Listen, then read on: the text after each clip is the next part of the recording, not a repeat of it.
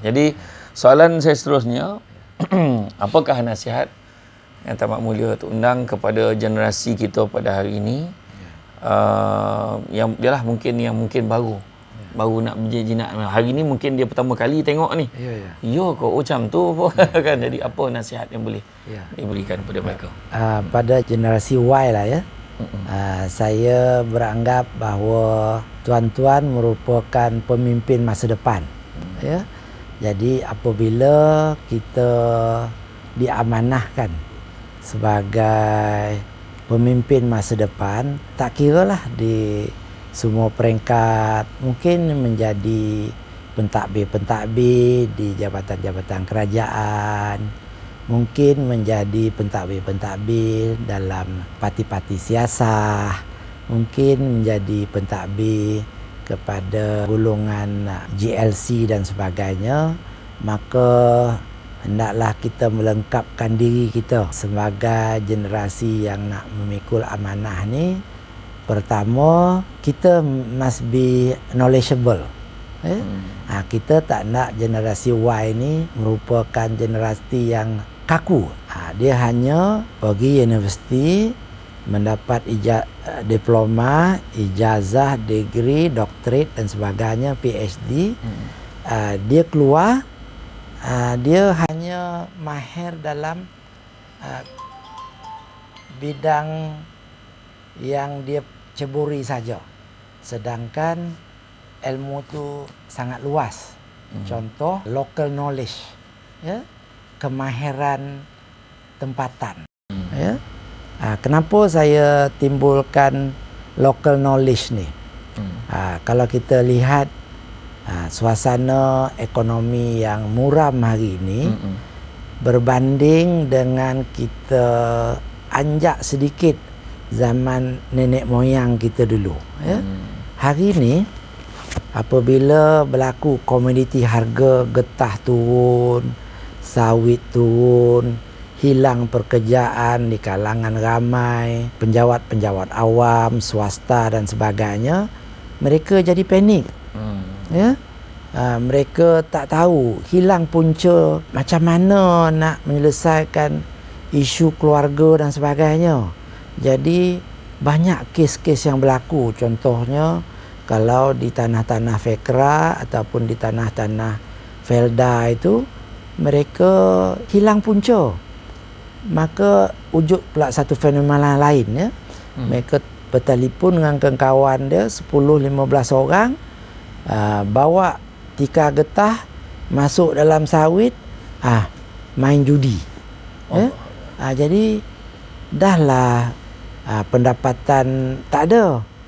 Harga getah turun, sawit dah turun, ditambah pula masalah keluarga dan masalah sosial tadi. Ya, sepatutnya golongan-golongan ini mesti ada local knowledge ataupun jati diri sendiri. Sebagai contoh, ya, kita imbau 40 tahun sudah di zaman datuk nenek moyang kita dulu, di kampung-kampung kalaulah harga getah turun, nenek-nenek moyang kita tak khawatir. Dia ada tanam padi, dia pandai buat jala, dia pandai buat tangguk, dia pandai buat lukah. Dia akan pergi ke sungai-sungai, ke laut dan sebagainya, mencari ikan, mencari udang, mencari ketam. Hasil dia tu dia bawa balik, dia boleh bagi kepada keluarga dia untuk menyelesaikan masalah makanan dalam rumah tu sendiri. Ya. Dia tak panik. Artinya local knowledge dia tu, dia pandai mengolah kehidupan dia. Ya. Jadi kalau dia nak daging, dia pergi buat jerat, dia buat perangkap dalam hutan. 2-3 hari dia akan keluar bawa seekor rusa, lebih kurang dalam 70 kilo. Berapa keluarga yang boleh enjoy the benefit makan daging.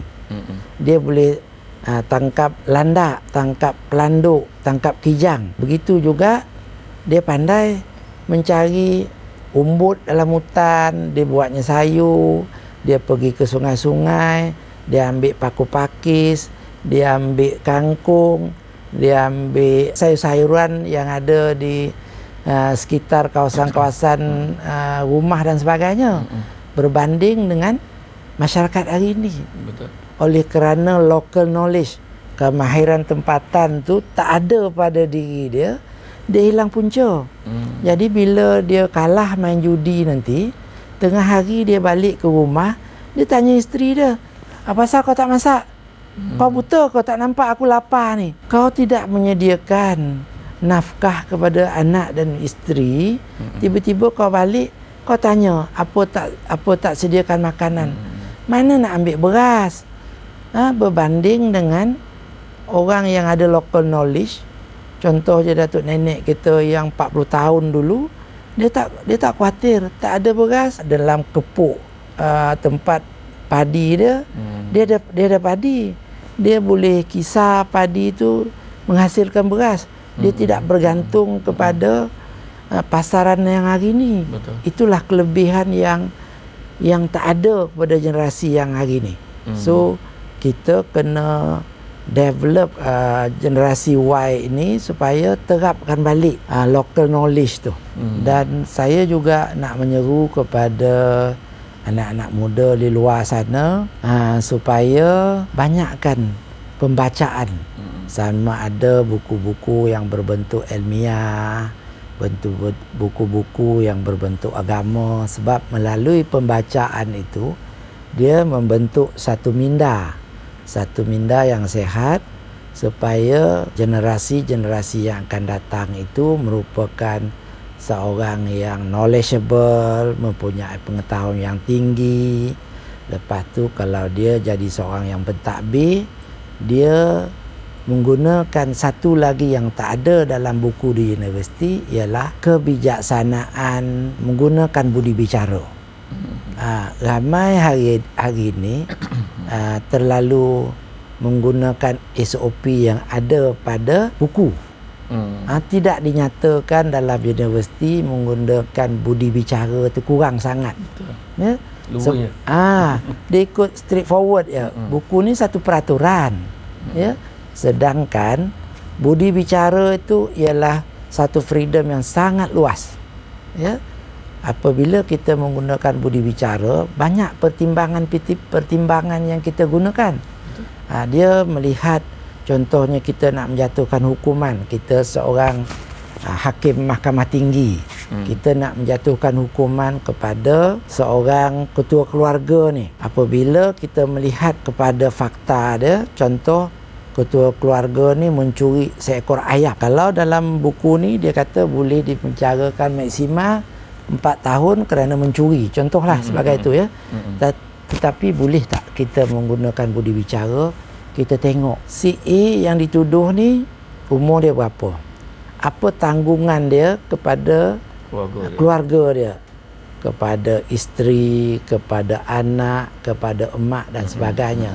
Jadi jangan sebab mencuri seekor ayam tadi, dia apa sebab dia curi? Sebab dia memang terpaksa, sebab dia dah hilang punca dah. Jadi yang sebenarnya banyak faktor yang kita kena tengok. Mungkin kita merendahkan hukuman tu. Contoh dengan penjara 2 minggu, lepas tu lepaskan dia. Jadi dia boleh mencari balik nafkah kepada anak dan keluarganya. Berbanding kita jatuhkan hukuman 5 tahun. Jadi ada social impact dia berlaku kat situ. Jadi kepada generasi Y, apabila menjadi seorang leadership, hendaklah menjadi seorang yang berjiwa besar, menganggap kalau dia diletakkan sebagai orang yang diberi keutamaan jawatan tinggi dalam mana-mana organisasi, jangan anggap itu sebagai satu kebanggaan. Anggap itu sebagai satu amanah. Ya? Apabila kita meletakkan itu sebagai satu amanah, kita menganggap jawatan kita itu boleh mensejahterakan ramai orang. Tetapi kalau kita anggap itu sebagai power yang nak menentukan, aku berkuasa menentukan hitam putih, itu memberikan kemudaratan kepada sesuatu jawatan ataupun sesuatu institusi itu sendiri. Ya, pada generasi, terutamanya generasi muda, saya menyerulah. Satu lagi kekhawatiran saya apabila menengoklah trend anak muda hari ini terlalu banyak menggunakan masa dengan gadget-gadget yang ada ni. Contohnya dia sanggup menghabiskan 8 jam berseorangan dalam bilik dengan melayani macam-macam lah dia punya aplikasi yang ada pada hari ini. Cuba kita berfikir sejenak. 8 jam tu kalau kita arahkan kepada suatu tugasan yang boleh memberikan manfaat kepada ramai orang, ini sangat baik yang sebenarnya. Ya, jadi kekhawatiran saya ialah teknologi itu sebenarnya baik. Kita tidak boleh menolak teknologi, ya. Teknologi di hujung jari yang sebenarnya baik. Tetapi manusia haruslah pandai, terutamanya generasi Y ini haruslah pandai menggunakan ruang dan peluang itu untuk kebaikan. Jangan orang kata 8 jam melayari internet dan sebagainya. Sepatutnya 8 jam tu boleh dimanfaatkan untuk kerja-kerja lain dan sebagainya. Kalau kita seorang petani moden yang diberi amanah menjaga 100 hektar tanah, kalau kita dah habiskan 8 jam satu hari, masa bila kita nak jadi pengurus kepada ladang tu sendiri? Ya, tidak mungkin seorang pengurus menghabiskan masa untuk melayari internet dan sebagainya berbanding dengan tugas hakikinya untuk menjaga sebuah mini ladang yang diberikan amanah. Jadi kepada generasi akan datang, generasi Y, pemimpin-pemimpin masyarakat generasi muda, itulah pesan saya. Walaupun saya ini bukannya wakil rakyat, bukannya ahli parlimen, saya ialah penyandang pusaka adat. Tetapi boleh tak penyandang pusaka adat, iaitu Yang Teramat Mulia Datuk Undang yang 4 ni bersama Tunku Besar Tampin berperanan re-engineering balik masyarakat kita pada hari ini? Jawapannya sangat boleh.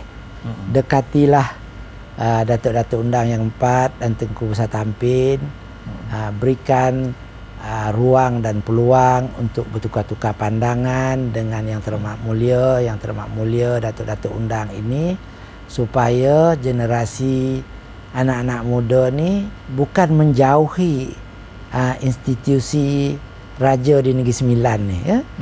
Bersama Kepada Ahli Tuanku, bersama Datuk-Datuk Undang yang 4 dan Tunku Besar Tampin, supaya keakraban itu wujud. Artinya raja dan rakyat tidak boleh dipisahkan. Jadi betul lah tu.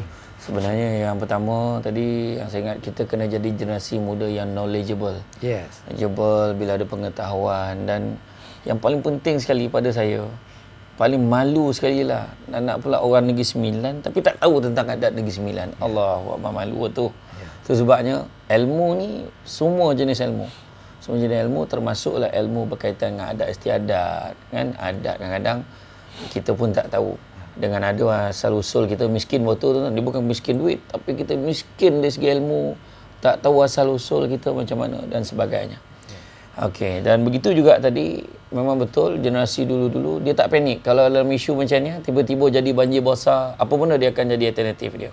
Kalau jadi masalah tiba-tiba kemarau, apa alternatif dia? Yes. Dia bukan sepanjang tahun dia memenuhi gatah, bukan sepanjang tahun dia pergi mengair, bukan sepanjang tahun. Ada masa-masa tertentu, ada alternatif dalam kehidupannya. Itu sebabnya rezeki ni Allah bagi.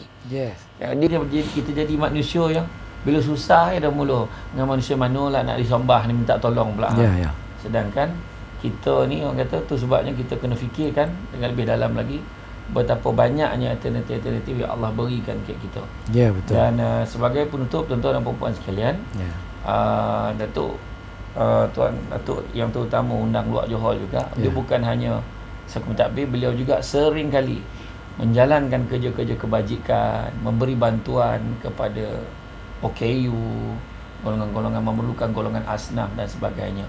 Jadi mungkin ramai yang tak tahu ada tertubuhnya Yayasan Undang Luak Johor.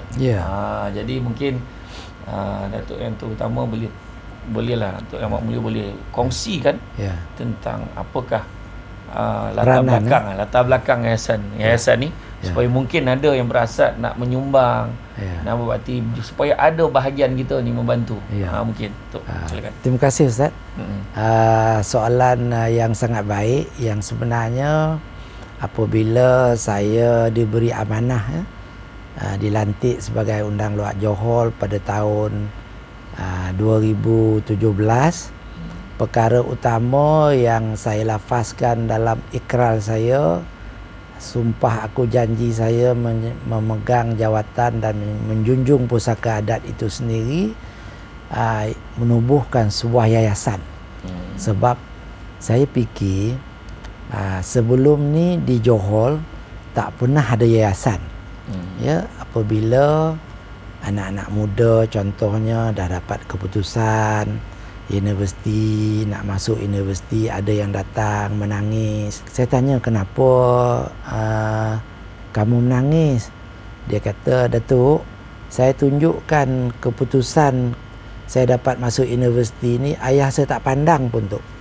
Dia kata, Long, kau tak payahlah pergi universiti sebab ayah tak mampu nak bagi duit sebab adik kau 5 orang ada sekolah lagi.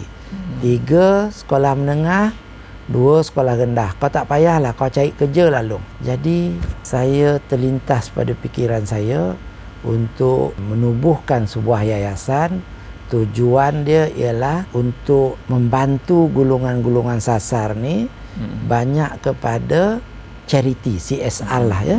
Jadi alhamdulillah dalam masa setahun yayasan kita tertubuh dan kita juga telah dapat pengecualian cukai oleh lembaga hasil.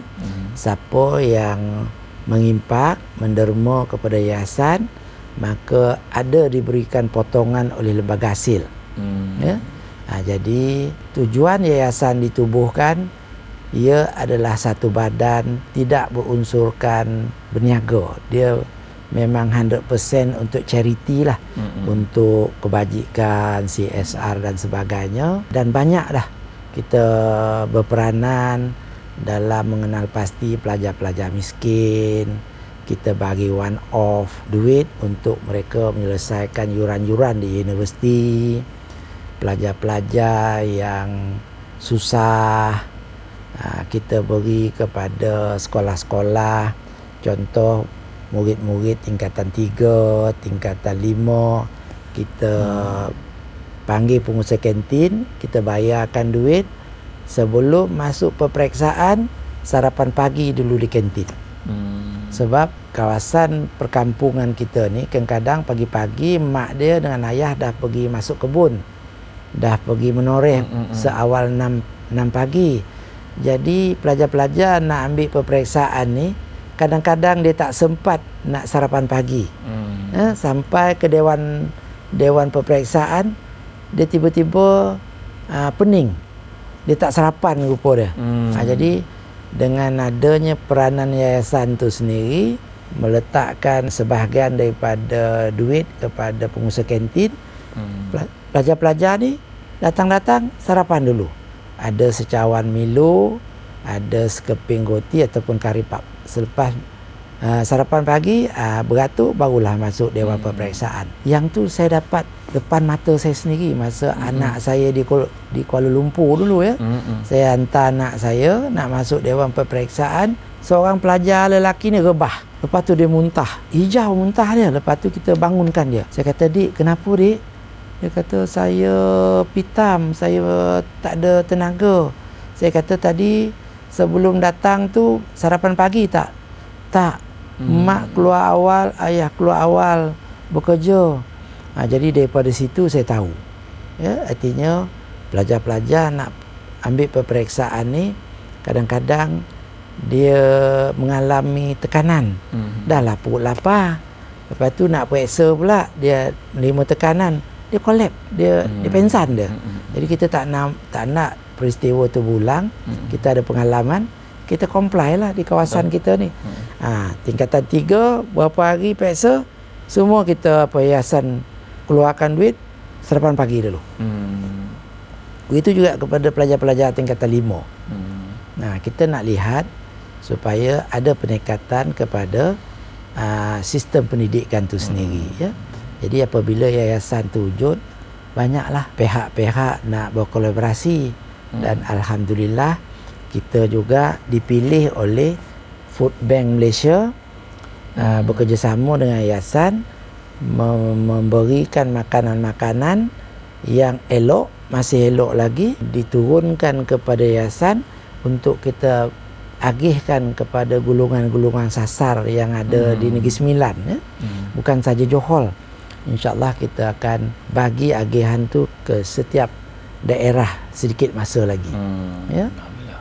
Jadi selain daripada yayasan, kita juga telah berjaya menubuhkan koperasi perdana luar Johor, iaitu untuk bekerjasama dengan Universiti Sains Malaysia memindahkan teknologi daripada universiti untuk diberi kepada golongan B40, golongan-golongan sasar di kampung-kampung, supaya ada peningkatan ekonomi kepada orang-orang kampung, iaitu projek menternak lebah kululut.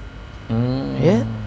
USM ni sebagai satu universiti yang tersohor, saya kata Prof VC Datuk Asmah, janganlah orang cerdik pandai ni berkokok dalam universiti saja. Kalau betul, mari turun ke kampung-kampung, tunjukkan kelebihan yang ada di universiti-universiti tempatan ni, curahkan teknologi tu, segala ilmu tu curahkan kepada orang kampung. Baru orang kampung dapat manfaat. Kalau kita berkokok dalam universiti saja, kita kata kita golongan terpelajar, kita pegang teknologi, kita pegang ilmu dan sebagainya, memanglah you berkokok dalam kumpulan you, memang you nampak hebat. Tetapi apa manfaat kepada orang kampung? Betul. Jadi saya ajak mereka, mai berkolaborasi dengan orang kampung. You come to Johor. Maka profesor tercabar. Dia kata, tu, I take your challenge. Jadi dia mengantar tim dia seramai 15 orang di kalangan profesor-profesor.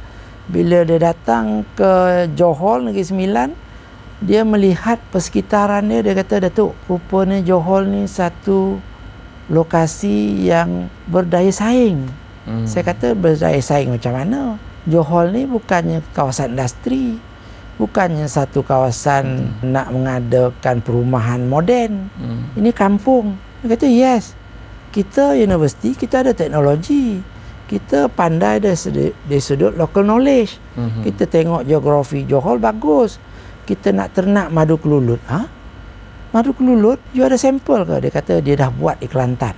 Hari ni hasil pendapatan projek menternak madu kelulut di Kelantan tu mencecah 6 juta ringgit satu tahun. Kaedahnya ialah Universiti Sains Malaysia ni memindahkan teknologi ni, madu kelulut ni, kepada golongan B40, orang-orang yang berminat untuk nak menambah pendapatan, golongan-golongan usahawan, lepas tu mengadakan ladang-ladang ternak lembah kelulut. Sebab menternak lebah kelulut ni, dia tidak payah macam lembu dengan kambing. Bagi dedak, bagi makanan, bagi air, dia generate makanan dia sendiri. Apabila madu kelulut tidak hasilkan, kita kutip, lepas tu menggunakan sistem yang dicadangkan oleh Universiti Sains Malaysia. Dia sangat higienik lah cara pengambilan madu tu. Sebenarnya saya terperanjat apabila saya berhujah dengan Profesor Dr. Zul ni, yang ditugaskan menjaga projek madu kelulut ni. Dia melontarkan satu soalan kepada saya. Dia kata, Datuk, kalau di zaman Nabi dulu, malaikat menurunkan wahyu kepada Nabi, Nabi menyampaikan kepada umat dia, betul tak Datuk? Betul. Hari ni mana wahyu tu? Saya pun terpinga-pinga. Saya tak dapat jawab. Dia kata, masih ada ke wahyu tu turun lagi Ustaz? Ada, dia kata. Macam mana Ustaz? Dia kata Allah menurunkan wahyu kepada lebah ni, lebah yang besar, lebah kelulut ni. Allah turunkan wahyu kepada lebah. Lebah ni tugas dia membuat madu ni. Lepas tu tujuan dia untuk seluruh manusia ni menggunakan madu untuk merawat badan manusia itu sendiri. Betul. Jadi turun wahyu, tetapi hari ini masyarakat orang Islam tidak ambil peduli soal madu ni. Ya. Ada madu yang dia dapat. Contoh madu lebah tualang.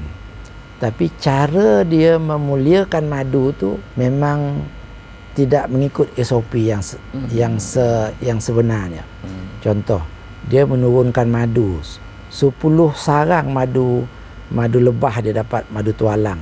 Dia ambil baldi daripada tandas dia ambil tali, lepas tu dia panjat pokok tu dengan tak basuh tangan. Dia ambil madu tu, dia perah-perah madu tu masuk dalam baldi. Lepas tu dia turunkan. Lepas tu dia senduk madu tu masuk dalam botol plastik. Lepas tu dia duduk kaki-kaki 5 pasal-pasal malam, tuan-tuan, ini madu ori, madu kelulut, tapi inikah madu yang kita nak hasilkan, yang Tuhan wahyukan kepada lebah, ini nak jadikan ubat. Jawapannya tak sampai ke standard tu yang sebenarnya. Kita ikut SOP yang diberi oleh USM itu. Nak ambil madu kelulut yang diternak tu, kita kena pakai sarung tangan ataupun basuh tangan betul-betul. Nak menunjukkan kemuliaan madu tu. Lepas tu kita nak ambil daripada sarang dia tu, kita selawat dulu kepada Rasulullah. Lepas tu kita sedut madu tu menggunakan bateri higienik, kita simpan dalam tabung. Tabung ni pun bersih, tak campur apa, khas untuk sudut madu saja. Lepas daripada tabung ni, kita hantar ke makmal kita proses sekali lagi. Kita nyahkan air dia, nyah kuman. Lepas tu kita botolkan dalam botol kaca. Lepas tu kita labelkan, kita nyatakan kandungan-kandungan dia, kita bagi kepada satu syarikat ENP yang menjaga keharmonian ketulinan madu kelulut tu. Jadi janganlah jual di kaki-kaki 5. Juallah kepada syarikat yang berdaftar tadi pada harga yang baik.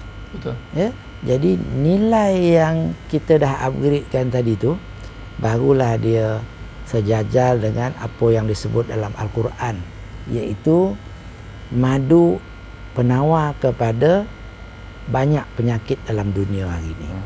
Itulah yang nak kita sampaikan mengenai knowledge dan sebagainya tadi. Ya, jadi koperasi juga berperanan melatih golongan 40, golongan ibu-ibu tunggal, mereka yang kehilangan pekerjaan, supaya boleh ambil peranan dalam menternak madu kelulut. Saya mengharapkan 5 tahun yang akan datang, Johor menjadi lembah kelulut bagi kita di kawasan selatan ni. Kita tunjuk bahawa walaupun kita bukannya zon penampan industri, kita ni satu kawasan ekoturism, kita kawasan pelancongan, kita kawasan pertanian, tetapi yang penting ialah akal kita yang harus kita olah supaya kita boleh generate income sebenarnya daripada hasil-hasil pertanian itu sendiri. Ya, jadi kita pun dah banyak bekerjasama dengan banyak pihak yang menunjukkan minat daripada golongan swasta. Dia nak datang ke luar Johor, mengadakan kolaborasi dengan yayasan, berkolaborasi dengan Koperasi Perdana Luar Johor, mengolah tanah-tanah terbiar yang ada di Negeri Sembilan. Untuk pengetahuan tuan-tuan di luar, terdapat lebih kurang dalam 30,000 ekar tanah adat yang terbiar, yang orang ni menganggap bahawa tanah adat ni tidak boleh diusahakan. Satu tanggapan yang sangat tidak betul, sangat tersasar. Siapa kata tanah adat tak boleh dibiarkan? Boleh, jawapannya boleh. Kita boleh bekerjasama dengan mana-mana pengusaha dengan syarat ikut kanun tanah adat tu sendiri. Ya. Satu-satu tanah yang nak diusahakan hendaklah mendapat kelulusan daripada Datuk Lembaga, sebab dalam kanun adat dinyatakan the land is belong to the Datuk Lembaga. Hari ni ramai mereka keliru. Dia mengadakan perjanjian antara pengusaha dengan tuan tanah. Dia tak bawa Datuk Adat. Dari sudut legal, ini tidak legal binding. Dia seharusnya bawa tuan tanah, pengusaha dengan Datuk Adat, memberi konsensus untuk membangunkan tanah adat. Itu baru sempurna dia punya legal binding dia. Ya, jadi saya berharap pada sesiapa entrepreneur daripada luar nak datang melabur di Negeri Sembilan, datanglah berjumpa dengan Yang Terhormat Mulia Datuk-Datuk Undang dan ke bawah diri tuanku untuk nak mengusahakan tanah-tanah adat yang terbiar, supaya kita berharap 5 tahun yang akan datang apabila kita masuk ke Negeri Sembilan tak ada jolokan lagi kepada tanah-tanah adat ni. Hari ni kita tengok bila semak yang ladang tu, itu tanah adat lah tu. Padahalnya ada juga tanah Mutusami, tanah Acong yang luasnya beribu ekar tapi masih lagi belum diusahakan. Dia tak anggap itu tanah terbiar. Hanya dia nampak bila terbiar je, ini tanah adat. Jadi kita nak tukar persepsi tu.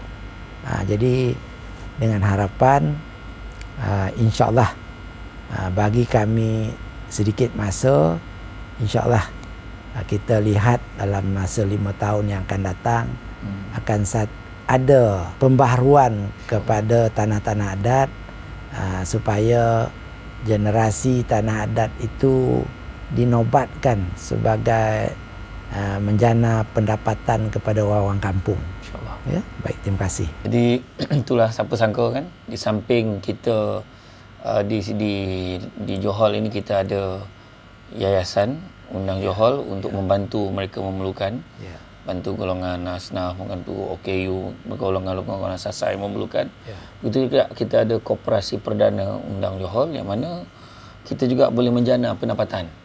Ekonomi. Maknanya kita dah mula memandang ekonomi ni kata kan, dengan knowledge kita, dengan pertukaran, dengan smart partnership dengan USM dan mungkin ramai lagi di luar sana yang berminat, tak tahu kat mana nak disalurkan teknologi ni, kepada perbincangan boleh dibuat. Yang mana kita ada kawasan, kita ada tempat, insya-Allah kita juga tak kurang, kita ada tenaga kerja yang baik yang boleh dididik, insya-Allah. Mudah-mudahan kita akan dapat membangunkan kawasan di Negeri Sembilan, di Johor khususnya, mudah-mudahan untuk lebih bersaing dan juga memberi sumbangan kepada ekonomi negeri dan juga negara. Jadi saya ucapkan terima kasih banyak kepada Datuk Johan Pahlawan Lela Perkasa Setiawan, Datuk Muhammad Haji Abdullah Undang Wak Johor di atas kesudian pada hari ini, insya-Allah. Jadi sumbangkanlah berapa banyak, kerana setiap sumbangan anda Allah Ta'ala akan memberkatinya dan akan menambahkan lagi rezeki tuan-tuan dan puan-puan sekalian yang sedang menyaksikan program ini. Jadi itu saja daripada saya. Sekali lagi terima kasih kepada Datuk Yang Terhormat Mulia di atas kesudian melapangkan masa. InsyaAllah kita jumpa lagi di lain kesempatan. Assalamualaikum warahmatullahi wabarakatuh. Waalaikumsalam warahmatullahi wabarakatuh. Terima kasih.